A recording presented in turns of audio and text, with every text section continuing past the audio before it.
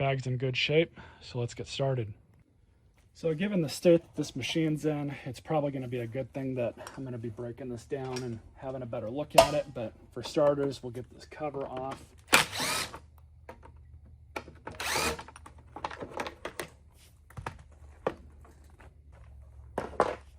And interesting, we've got a fuel line on here, which is really hard and brittle, so I'll have to replace that. That is not the correct fuel line. We'll get to that in a second. We've got some bow jacking going on, of course. Go ahead and pull these out. I don't think we're going to get much flex.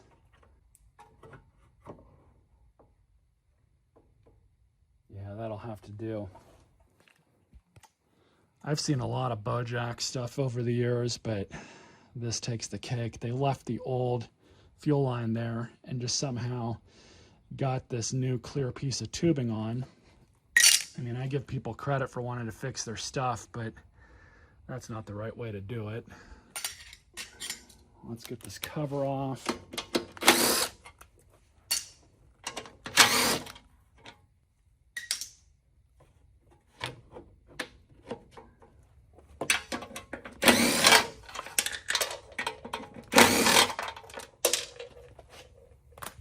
See what kind of shape this is in.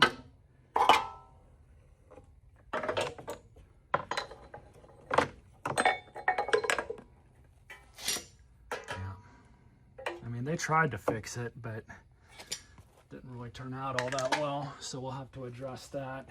I'm gonna have to find a new fuel line for this. I'm kind of wanting to check the flywheel start cup here as well, just to check the flywheel key, so we'll pull that off right quick. All right, let's get this thing off. Some kind of shape.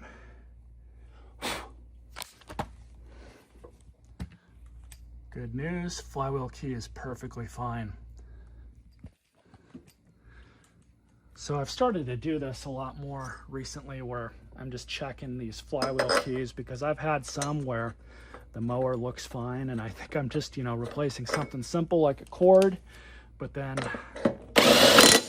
later find out the key is either completely sheared or partially sheared, which affects how the machine runs, if it runs at all. And it's just really benefited me to just start checking these just by default. So let's go ahead and check the air filter and the carburetor. I kind of want to pull this thing apart even though it runs, just to see what's going on. That filter isn't horrible. We'll probably save that.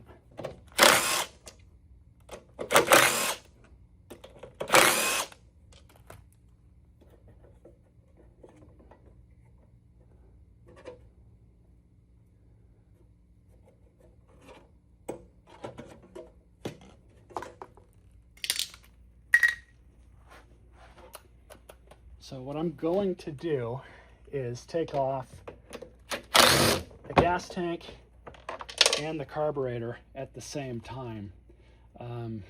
That's just going to make this thing so much easier to work on. Just with that fuel line the way that it is.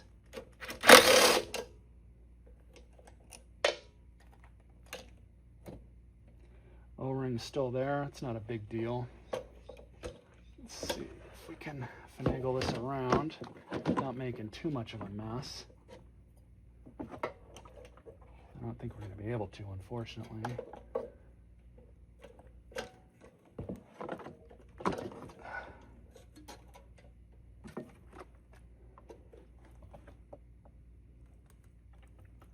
All right, see you guys at the workbench. Okay, so yeah, this is a little different. This thing is so stiff. We're gonna have to remove that. And again, I'll give this person credit for trying to fix their equipment, but honestly, this isn't how you do it.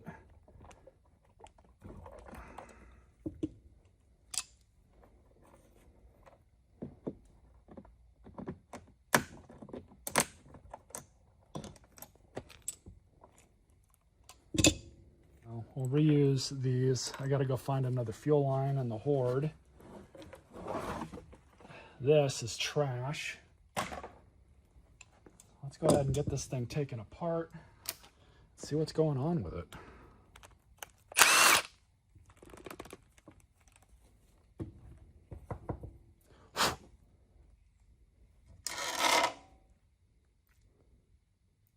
The jet's actually not bad. I'm going to go blow that out with some compressed air. Bowl off. Inside of the bowl's not bad either. Happy with the state of the carburetor in this thing. This does not look like an OEM Briggs carburetor because typically these have more of a dimple on them. Inside looks good. We'll blow all this out with compressed air too. We've got a little bit of a clog there. Should be able to hit that with some compressed air too. That's very, very common that these clog right here. So I'll be right back. Just blew it out. Nice and clean now. This unfortunately did not clear up. So we'll try and get a piece of wire through there.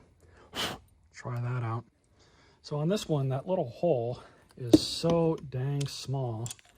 My normal method of a 20,000th piece of wire is not going to work. So I've got to use bristle off of a bristle brush, and that goes in there just fine. Much better. So I'm gonna hit this with some compressed air one more time, then we'll throw it all back together. I also got to find another fuel line. Good news, I found some bulk fuel line. I don't know if these clamps will work, so I might have to change these clamps out. But bulk fuel line from other carb kits that I've bought. So I'm not a huge fan of this stuff, but it'll probably last the rest of the life of the mower. And this float's still okay. It is a little yellowed.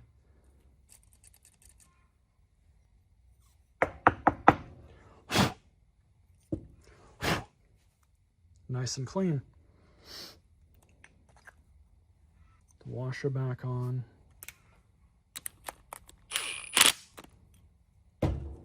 There we go.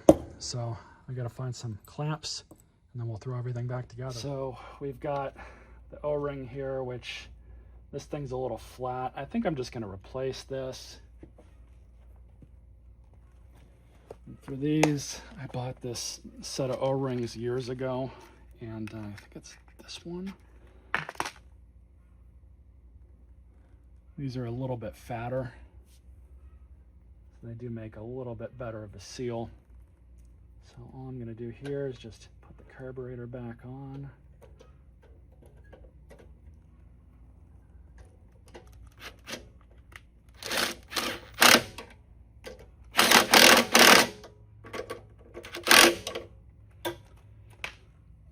So that's that. Let's see where this lines us up.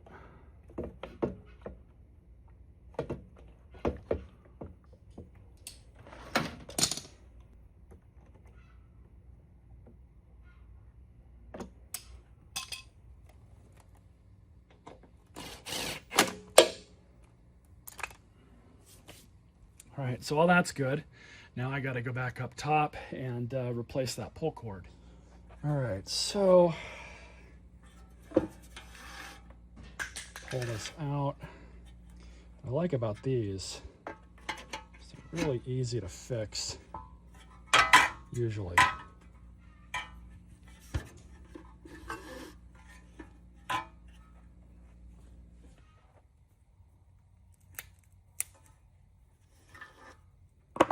New pull cord here, which is a little bit thinner, but I found that I really like this pull cord. And total of 6 turns. So it only had about 2 turns on it. So yeah, that needed to be dealt with because that's probably why it was not retracting with the other cord in it.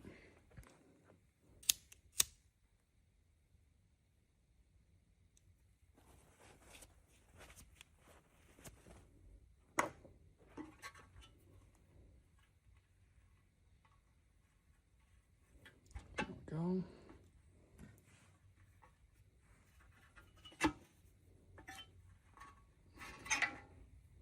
All right, now very carefully, because I don't have a handle on this thing, just going to let it pull back some, and I think that's good. So I'm going to rip off this other handle. We'll reuse that. I don't even need to sit there on that. So on this one,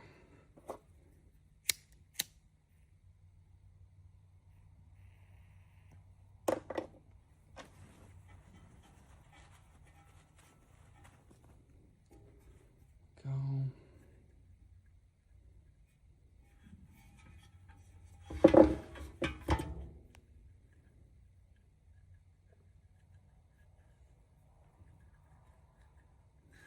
Because this is a smaller cord, I'm going to have to double knot it. Not a huge deal. And we'll leave a small tail on it, just in case I do have to get back in here to replace it. There we go. Perfect. So let's get this machine put back together. All right, I managed to find another bolt out of my parts stash that was missing here where they had stuck that screw in. So we'll go ahead and get this pull cord, get the recoil back on. Everything's lined back up.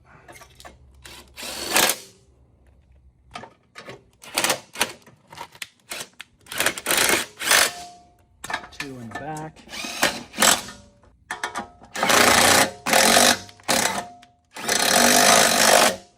Dipstick tube. Gas tank.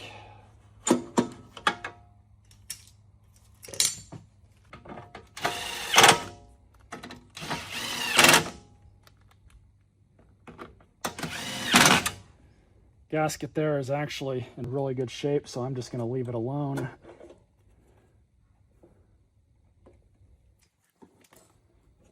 Get your PCV line back on.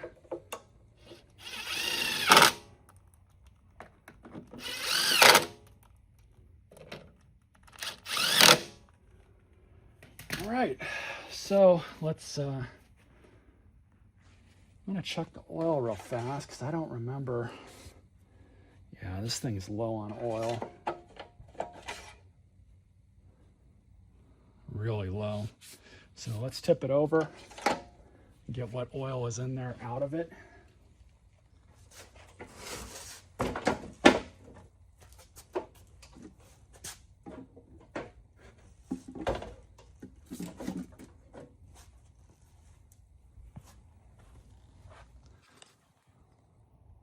So I'll just give it a minute to fill up my little container there.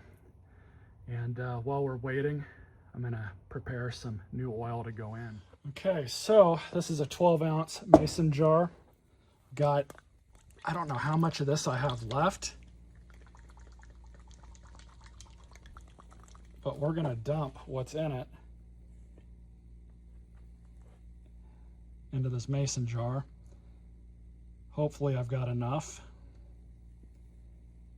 Just barely 2 ounces, so couldn't tell you all if that's going to be enough here, because I want to say it was like small engines is like 20%. This is going to be like 10%, 10 to 15. But we'll just let this drain for a minute, and then I'm going to throw some normal oil in it. And yeah, that's all she wrote, just about, I'd say 2 1/4 ounces, whatever. The rest of this is going to be some SAE 30, which this stuff is overkill for a lawnmower, but it'll be just fine.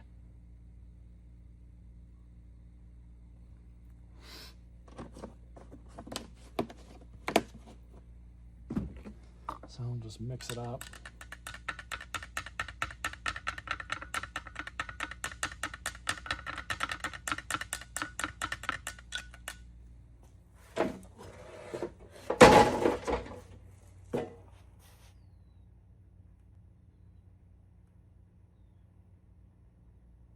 Like I said, this is It's a 12-ounce mason jar, but I filled it up into the threads a bit. So it's probably about 13 or 14 ounces of oil. So we might need to top it up with a little bit more. And while it's settling, let's see how much oil came out of this machine. 1 cup, and there's 12 ounces here at the top.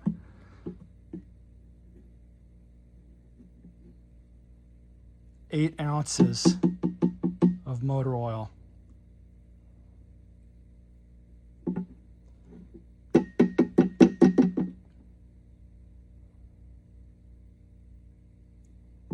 It's absolutely crazy how people just abuse these old Briggs, and they're basically like, that was cool, give me some more. The newer stuff does not put up with this type of abuse or neglect. It really doesn't. You know, a lot of people say these old Briggs Quantum engines were pretty much indestructible, and I've been working on them for about 20 years. I wouldn't say that they're indestructible, but they're pretty damn close. Let's check the level.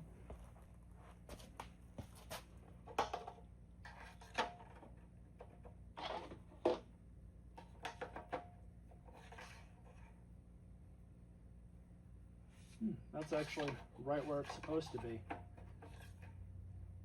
This thing kind of bent. I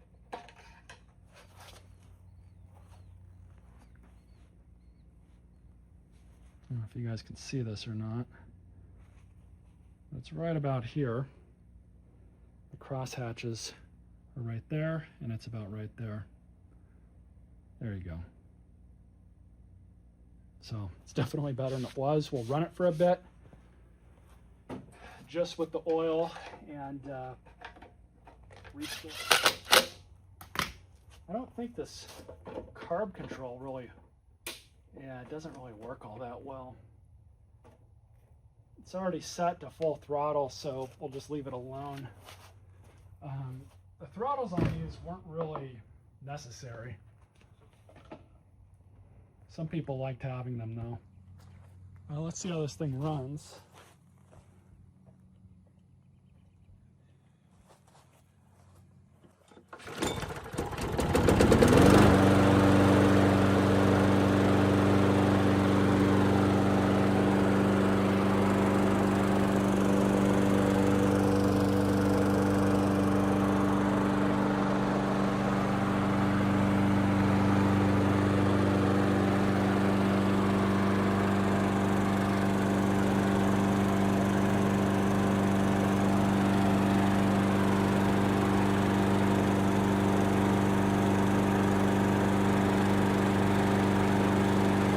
That clears up. I'm going to clip out for a second and be right back. It's been a few minutes. It's cleared up. I put the beauty cover back on. There's no smoke coming out of it at all anymore. So I'm going to shut it off, and we're going to sharpen that blade.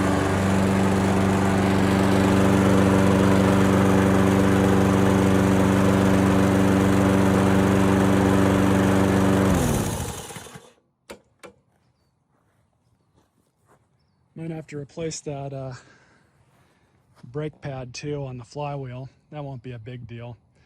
Should have done that while I had everything off, but a little bit of smoke coming out. I think it was just oil that may have seeped into the exhaust there, but outside of that, I think we're going to be all right.